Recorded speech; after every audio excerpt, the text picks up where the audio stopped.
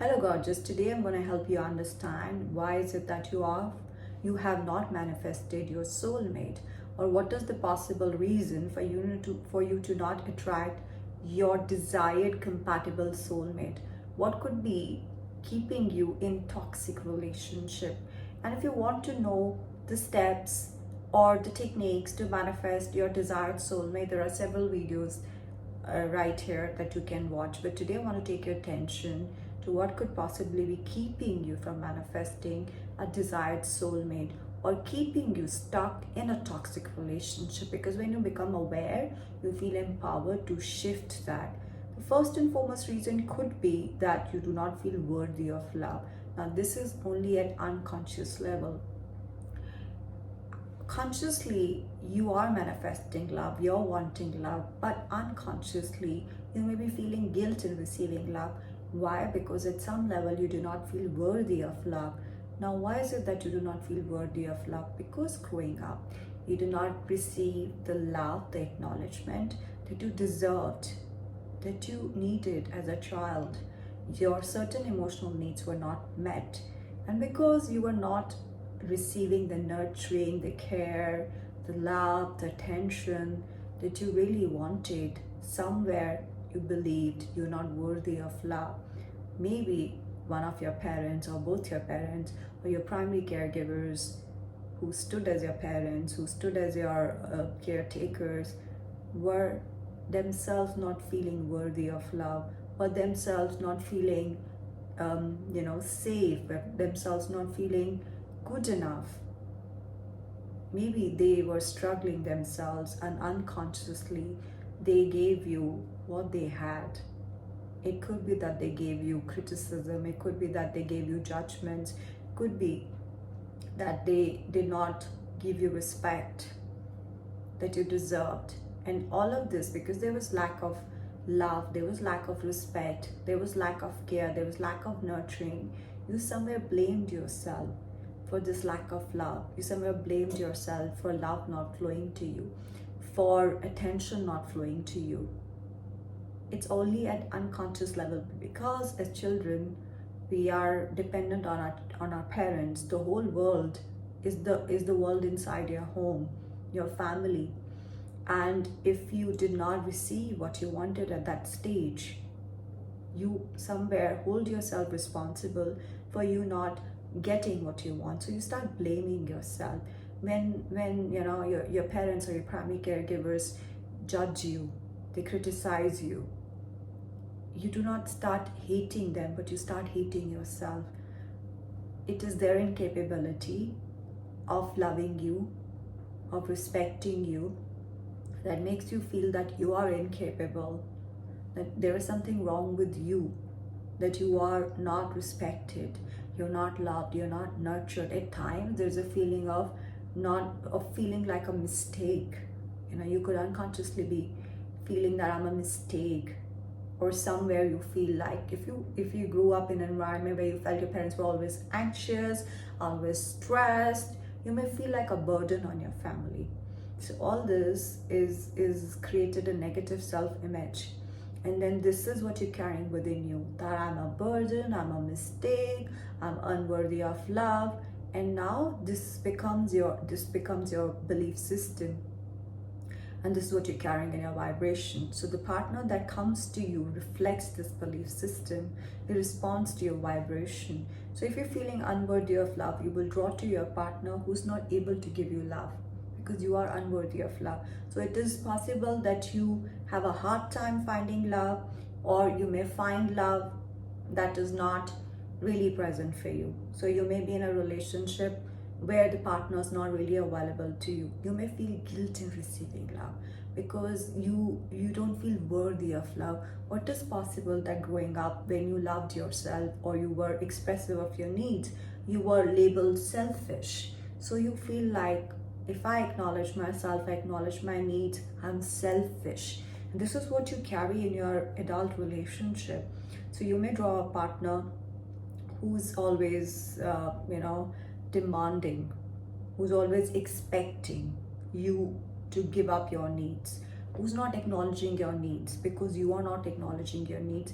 And unconsciously you are rejecting your needs because you feel selfish, you feel guilt, you feel shame in acknowledging your needs. And that is why there's a partner who does not acknowledge you. It is often that we attract a partner who's not emotionally present, who in that relationship you may be feeling invisible because you felt invisible growing up. So we often carry our unresolved issues of our childhood, that is with our parents or primary caregivers, into our romantic relationship, into a love relationship. And if you experience abuse of any form with your parents or your primary caregivers, then that fear is instilled in you. It makes you feel nervous with love. You are confused about love. You don't know what love is. Your definition of love may be distorted. So you could be carrying belief like love is pain, love is hurt, love is danger, love is terror. And this is the belief system that's formed of love. Now, consciously you want love, but your subconscious is protecting you, because the job of subconscious mind is to keep you safe.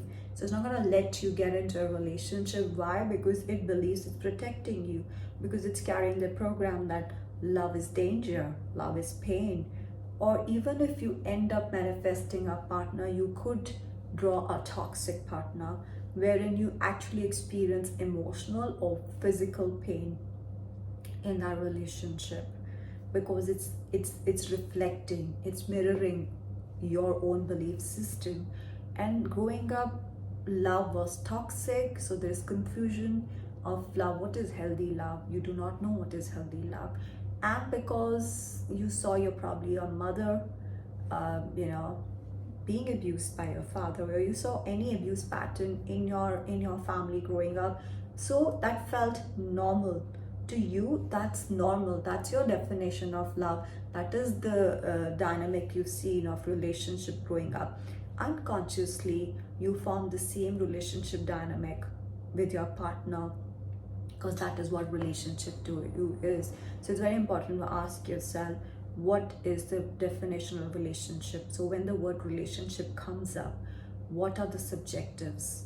What is the meaning of relationship to you? Is relationship joy to you? Is relationship balance to you? Is relationship peace to you?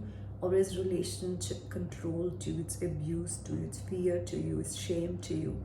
Because you will end up creating everything that's inside your subconscious mind, because that's the supercomputer and it has programs in it, and the life is a reflection of the programs you're carrying in your subconscious mind.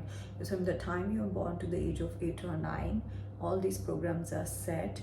The foundation of your relationship is the foundation of your relationship with your partner, with a romantic relationship or other relationships, is based on the foundation of your relationship with yourself. And that relationship is really a reflection or a result of your relationship with your parents or your primary caregivers. So it's very important for you to resolve the issues you've had with your parents to attract healthy love, to attract a partner who's present, who's available, who's loving, who's respectful, who's supportive, who's understanding. So you got to look at your childhood's patterns.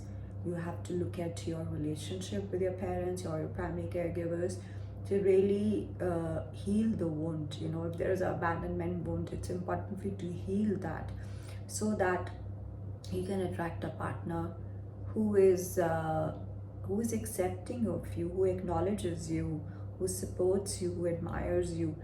And after you have healed your inner child wound, you filled your inner child with love, with respect, or whatever your inner child felt deprived of, and you downloaded the feelings of safety in your inner child. So your inner child feels safe to connect.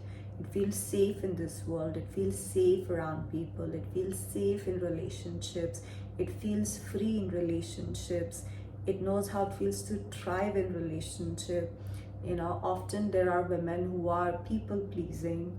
They become a pleaser in their relationship, and they often give up their happiness to be connected to their partner, or unconsciously, create peace, harmony, and happiness in that relationship by giving up their happiness. And unconsciously they're resentful of the person they're in relationship with. They become resentful of self because of the sacrifice. Where did the sacrifice begin? It began early in the childhood, where the person sacrificed to receive attention, to receive love. So if the parent wasn't very conscious, wasn't able to fulfill the needs of the child learned to sacrifice, the child learned to have a false image. The child learned to suppress needs, suppress voice, suppress feelings, suppress desires, in order to belong, in order to connect. And this is what we carry with us. And then we wonder, why are we unhappy in that relationship? Why am I not attracting a partner who understands me, who loves me, who respects me? So it's very important to become aware of your childhood programs. It's very important to understand what love really means, what is the definition of love. And that's all unconscious. That is why when you do mindfulness exercises and you gain emotional awareness, you start becoming aware of this love pattern, the love programs that you're carrying within yourself. To attract a healthy love, to attract a partner who's compatible to you, it's very important for you to be able to understand yourself. What is it that you truly desire in your love relationship? What is it that you truly desire from your partner? What traits do you want to have in your partner? What qualities? And do you want to attract a partner who's willing to go with you? It's also very important for you to assess yourself. Do I have all these traits within me? Do I have all these qualities within me that I desire in my partner? Because when you fulfill yourself and you give to yourself everything that you desire, or rather expect from your partner, you liberate yourself. And then you attract a partner who feels liberated and happy to connect with you, because you're not making your partner responsible for your happiness. So after you filled your inner child with everything that your inner child needed to have a healthy image, to have a healthy mindset, you gain responsibility to give yourself everything that you expect. As an adult, you fulfill yourself. As an adult, you're whole and complete. You're not dependent on your partner. You're not dependent on their relationship to feel important, to feel enough, to feel worthy. So these are some of the things or aspects of a healthy relationship. I hope you found this video beneficial and you got what you needed to know what healthy love is, or became aware of the patterns that's present within you that's not letting you create healthy love, or that's not letting you have a healthy relationship. If you found this video helpful, please like and subscribe. It helps to spread the message. Thank you so much for watching this.